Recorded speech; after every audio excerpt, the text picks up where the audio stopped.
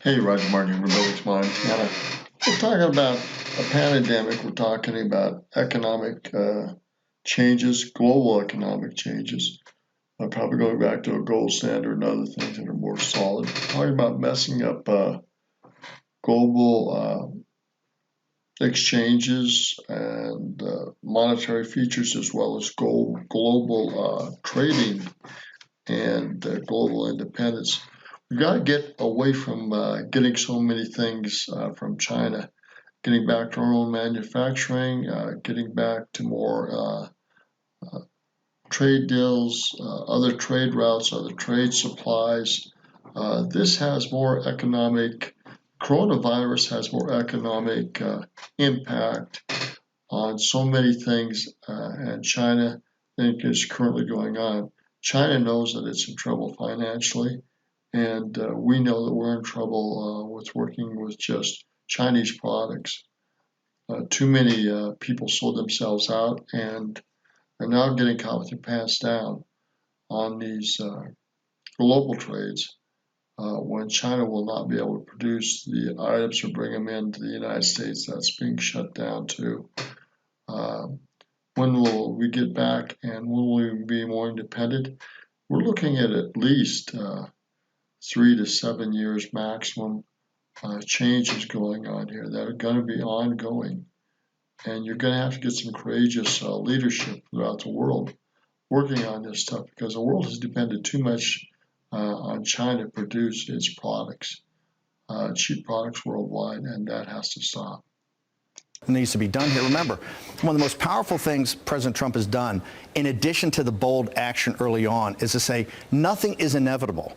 He's kind of reached back to FDR and says what we have to fear is fear itself. Okay? And we need to get all the information out there and take bold action. Remember, he shut down travel from China back in late January, and Joe Biden said this is nativist, this is xenophobe, just a typical kind of identity politics attack when President Trump bought us time and also stopped potentially the inflow of other people that were infected. Yeah. That's why we're in the shape we're in today, that we can actually get our hands around this and start to get the local authorities up to speed with this task force he's got that Mike Pence, who's a steady pair of hands, is on top of. So I think this is all about bold action. Remember, Nancy Pelosi attacked him. Trump doesn't know anything. And President Trump comes back and says, hey, we got to stop the partisan nonsense. We have to rise above this. This is a national challenge. This is why the United States is the indispensable nation. We have the economy, we have the expertise, and we have the will. And President Trump, I think, is showing that. And I think in Pence's interview, you saw the nuggets down there that people like Rubio and ourselves would naturally say, hey, everything the CCP says is a lie. They spin everything. There's a story out today. They suppress this. They probably lost 2 months. They probably lost all of December, most of January suppressing it. But President Trump looks like he's forcing Xi to get more accurate information out there. And then we talked about this weeks ago when I said, look, they sent the not only more accurate information, but they've got to get the virus, antivirus protection going and information out there probably a year down the road or better. So in the meantime, you've got to protect your health. You're going to need more than just health protection. You're going to need to eat better. You're going to need to supplement better. You're going to need to keep your immune system up. Infants that get shots and get weak, they're going to be toast. Older people with bad immune systems, they're going to be toast. Addiction and other people with bad immune situations, they're going to be toast. There are going to be a lot of deaths from these things. It's going to cause us to rethink what we're doing, how we're living, and who we're getting supplies from, and how these supplies are working, and who's manufacturing what, and who we can work with. USA Made in America products sold here in America are going to be valuable. Food supplies, self-sufficiency is going to be greater. Monetary changes are going to be better. Gold and other things. Decentralizing the banks. And there's so many layers going on in this supply chain, global supply chain, rechanging that. There's so many things involved with this here, way beyond what is currently being talked about underneath the surface. Largest delegation ever to Davos in January. They went to sign the phase 1 trade deal at the White House, shaking everybody's hands. They knew coronavirus was happening. What about the impact to the economy? Because President Trump right now has to show real leadership, and he has. He was courageous in saying no more flights to China as he got criticized. What is he going to do now as we see businesses pulling back? 3 banks last week said, look, we're not going to have any earnings growth at all in 2020. And look at the market, $2 trillion in market value lost. Let's bifurcate this for a second. So we have this pandemic, we have a pandemic about a virus, right? That's clearly has a disruption in the economy, travel, hotels, all that uncertainty. Components, parts, shortages. Well, then you have a deeper thing. That's the contagion coming out of China for the Deeper, I mean, we're looking about components, we're looking about supply chains, we're looking about world banks. There are deeper levels to this than anybody's talking about. Disruption in the markets, disruption of central bank. There's a lot going on here. about globalization and making China not just the manufacturer of the world, but the railhead of the logistics system. That's the deeper issue. That's what President Trump has been ahead of this. Remember, his whole campaign's built around moving the supply chain back. People forget the central part of NAFTA was to make North America and Mexico a geostrategic alternative for manufacturing supply base. Now, here's what we've got in front of us. You have immediate problems like the pharmaceuticals, the generics, the APIs. You also have the mask and the consumables and medical. But then you have the deeper thing. That's why China's trying to get up, the Apple, Foxconn trying to get their production up. They're trying to force people back to these factories. He's sending people back to work even though they're still dying in China. Listen, you saw the numbers, and this is why it's going to take leadership of President Trump in the United States. You saw the numbers coming out of China on Friday were horrific. They were 36%, I think, for their manufacturing, and that's probably a promoted number. If you look at the actual logistics, if you look at rail... A promoted number. So China's statistics have been promoted and misrepresentation there, and they're probably a lot higher than what they really are. And this has got consequences of months and years down the road. Stock going around in coal. You've seen the atmosphere's cleared up. There's literally nothing going on in manufacturing.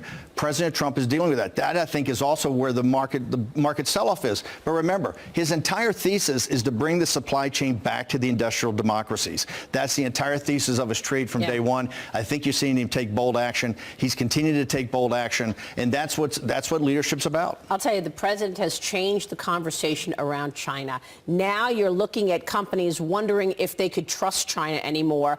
What does this mean for China and their plans for 2030 and their plans to take over the U.S. in terms of being number one? We know right now that while ships were supposed to be coming to America to distribute gloves and masks, the Chinese government told those ships, turn around, we need them. We're not going to keep these contracts that we had with American companies. This is the central part of Trump's economic thesis. The China price comes at a huge cost. Right? You've had this globalization project. Now again, this China price comes at a huge cost. Those gloves and stuff were sent back. Medical supplies could be a real challenge. Plastic and other things could be a real challenge. We're going to see some real disruptions of supplies. And we're going to have to think about how we're going to make supplies, who we're going to get them from. Remanufacturing in the Western Hemisphere is going to have to be re-looked at and reevaluated and reestablished in the United States and in the Western Hemisphere. Mexico, Canada, Central and South America. The whole thing is going to have to be relooked at.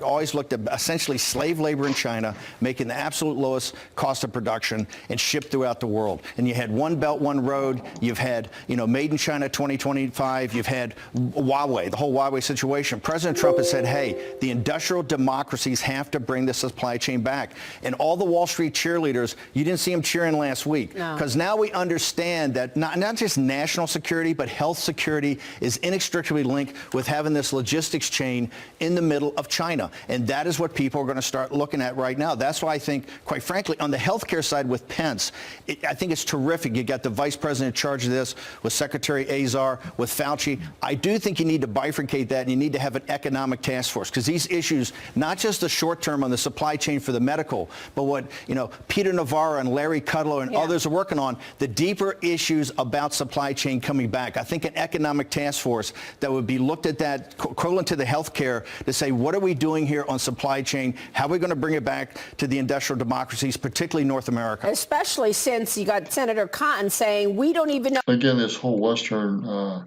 democracies, Canada, United States, Mexico, Central and South America, we're going to have to look at the Western democracies and see how can we restructure things, how can we work things, how can we remanufacture and build. And this isn't going to go overnight. It's not going to go away. And you look at the central banks as well as the supply chains. You look at manufacturing over years. This isn't going to go away. It can get pretty rough and bumpy, but it's going to force us to reevaluate how we're doing business, how we're doing supplies, what the real costs are going to be, and how we can get back in the game of manufacturing, doing things, being more self-sufficient. So in the long run, it's going to be much better for us. In the short run, it's going to be a bumpy and rough road. Know how this originated. The only level 4 super lab in China is in Wuhan. He's questioning how it originated. For Senator Cotton saying that, you're now conspiracy theorists. You know, the mainstream media and the far left saying, oh, he's a conspiracy theorist. All he's saying, and this gets back to what Pence said, it's incumbent upon the Chinese Communist Party and President Xi to come out and give all information. It's incumbent upon, and this is what Cotton's saying, it's incumbent upon them to let the CDC down to Wuhan, to let them go to this P4 lab, to get all the information out. I think you're seeing in the subtext of what Pence was saying, the conversations Trump's having with Xi is to force more transparency. All right, so this is changing geopolitics. Let me get your take on the 2020 field. You saw what happened in South Carolina. You got Super Tuesday on in 2 days away. What's your assessment? I think it's Bernie versus the anti-Bernie movement. You know, last night you saw Biden obviously had a big night. I think Bernie versus the anti-Bernie movement. Yeah, there's going to be some big clashes there. Are they going to rip him apart and rip him over, screw him over like they did in 2016? I believe you're going to see a repeat of that. Just like Trump said.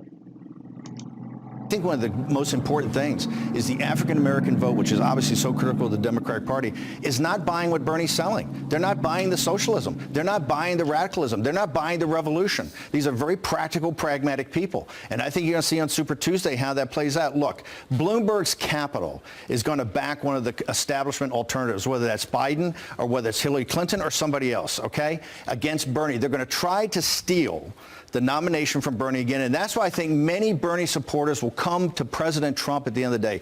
There's nobody on that stage. There's nobody in the ballot in South Carolina. There's nobody in the ballot on Super Tuesday that is going to defeat Donald Trump. You still think Hillary Clinton might make an appearance in this election? I think that the Democratic Party is going to look for any alternative to Bernie. If Biden can't do it with Bloomberg's capital, obviously Bloomberg doesn't have the charisma or the presence, I think, to be commander-in-chief and president right now. If they can't get Biden to do it, they will look otherwhere. And you know, Hillary's already out there pushing herself. And what about Michelle Obama, who you've mentioned before as well? I think if they go to the convention and they're desperate and Bernie is way behind, 7-8 points behind Donald Trump, the Obamas and the Clintons will look for any alternative to try to defeat President Trump. Remember, their number one objective is defeat President Trump. That's why they've had so many snarky, you know, they accused suppression of information. Dr. Fauci stood up there on national TV and said, I haven't been suppressed. What we're trying to do is get accurate information out, and that's what you need right now. The Democrats will do anything to destroy Donald Trump, and that's why I think that they will come around any candidate they think can do it. So this thing is still wide open. But here's the point.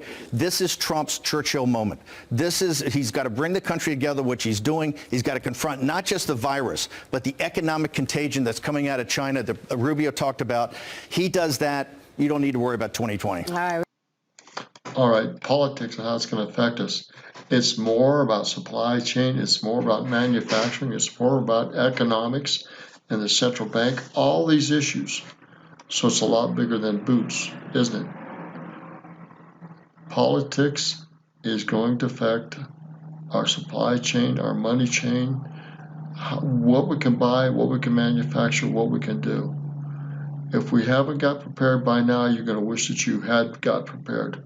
Preparation now and in the future is going to be key for not only sustained financial growth, but independent financial strength, individually and collectively and group-wise in the Western Hemisphere and the democratic countries in the Western Hemisphere.